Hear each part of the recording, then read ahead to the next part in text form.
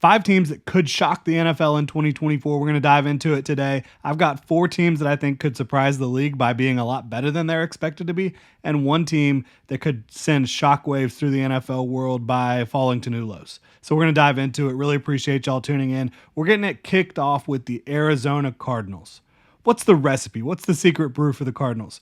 I think they have fantastic coaching. Jonathan Gannon, in his first year there, did a really good job. I think Monty Osenfort, their general manager, has done a fantastic job so far. I think that Drew Petzing, their offensive coordinator, again, doing a lot of creative things on that side of the ball, especially with the run game.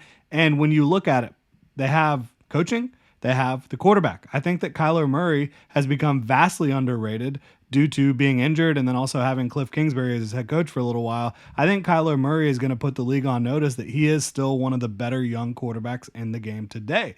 I think that their run game is going to be fantastic. They have a bunch of physical mauling bruisers up front. They have really good running backs that are just underrated, right?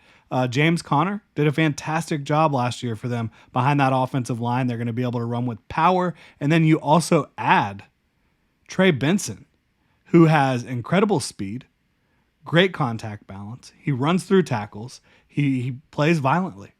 And then, again, I think Jonathan Gannon can get the most out of what you have on the defensive side of the ball, which admittedly, it's lacking in some areas, right? I still think you could upgrade your defensive line, but you did go get Darius Robinson. I am a fan of some of the young pieces they have. BJ Ojolari, Max Melton coming in the secondary. You still have Budda Baker, Sean Murphy-Bunting. I think that Garrett Williams could take a step forward. I think Jalen Thompson is very good safety. So there's pieces to work with, and I think Jonathan Gannon can likely get the most out of what they have, but it ultimately comes back again. I think they're going to be able to run the ball, and I think that passing offense with Kyler Murray, Marvin Harrison Jr., the best wide receiver in the draft, and Trey McBride and their other ancillary pieces is going to be able to play some ball control offense and give their defense advantageous situations.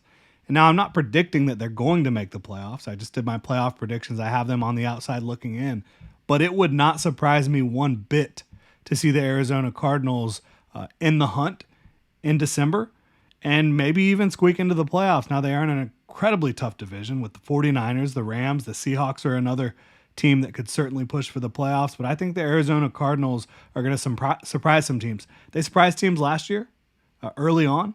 They beat the Cowboys. I think they're going to do it again this year. I think they're going to be much better, and I think they're going to be a team going into the 2025 season that you can really look at with some confidence. Arizona Cardinals. Los Angeles Chargers up next. Why? Head coach and quarterback. You have got Jim Harbaugh, who is a proven winner everywhere he goes, and he wins the same way everywhere he goes. He does it with teams that work really hard, that run the football, and that play stout up front on the defensive line. I think you're going to see that carry over to the Chargers. I think that's going to be their new identity. And then you add in the fact that you have a top 5, 6-ish quarterback in the league, and Justin Herbert, who I know is dealing with a little plantar fascia injury right now, but he's supposed to be ready to go for the regular season. Obviously, you hope he can stay healthy, but they've got a lot of pieces in place to be a physical team on both lines of scrimmage, to have an identity, and they have the quarterback that I think can lead them to the promised land long term. Now, I'm not predicting again that they're going to make the playoffs. The AFC is loaded, but I loved adding Joe Alt in the draft this year. I think Ladd McConkey was a great pick as well. I think Junior Colson on the defensive side of the ball at linebacker is going to epitomize what Jim Harbaugh wants this football team to be. And I think in the next couple years, they're going to be a legitimate contender in the AFC. Are they going to make the playoffs this year? I'm not sure. Would it shock me? Absolutely not. Did not pick them to make the playoffs, but it wouldn't surprise me if they make it. Another team in the AFC, 2 more teams in the AFC, then we'll get to our NFC final shocker potentially. New England Patriots. I know a lot of teams or folks around the league, around the internet, look at the Patriots as potentially one of the worst teams in the league. Look, I'm in on Drake May. I just am. I think he's a fantastic talent. I think they have one of the best defenses in the league, bar none. And I still think the skill position talent is better than it showed last year, better than it showed the last couple years because of poor coaching on the offensive side of the ball. And I like the additions. I love Jalen Polk. I love Javon Baker. I think, keeping Ramondre Stevenson around is huge for that running game.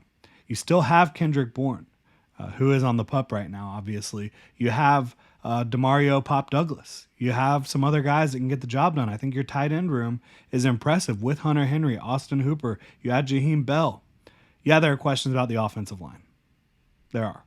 A lot of people underrate their skill position talent as well, in my opinion. But if Drake May can make that offense feisty with Javon Baker and Jalen Polk and some of the vets that they have, and then the defense can play as advertised, I mean, that's a team that could give people a lot of trouble. They could give teams a lot of trouble throughout the season.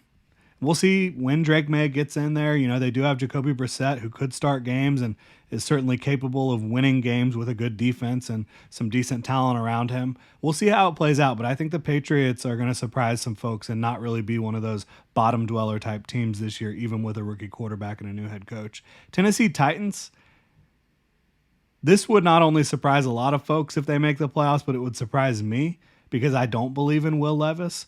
But I think objectively, and it's not that I don't believe in his arm talent. Like, he has a tremendous arm. He's a big, physical athlete at quarterback that has a huge arm. I just don't think that he feels pressure well. I don't think that he sees the field very well. I think the quarterbacking part of it, Will Levis certainly has a lot of room to grow. But is it possible that Brian Callahan helps him take a step forward? Is it possible that all the skill position talent they added this offseason helps him take a step forward? Bill Callahan coaching an offensive line that has more talent than it has had in the past. I still think there are questions with the offensive line. And then on the defensive side of the ball, you've got a lot of pieces to like. Obviously, Arden Key is going to be suspended, it looks like. You lost Danico Autry and Azeez Al-Shaair, but you've still got Jeffrey Simmons, Harold Landry. I think that looking at the secondary, they have a chance to be one of the best secondaries in football.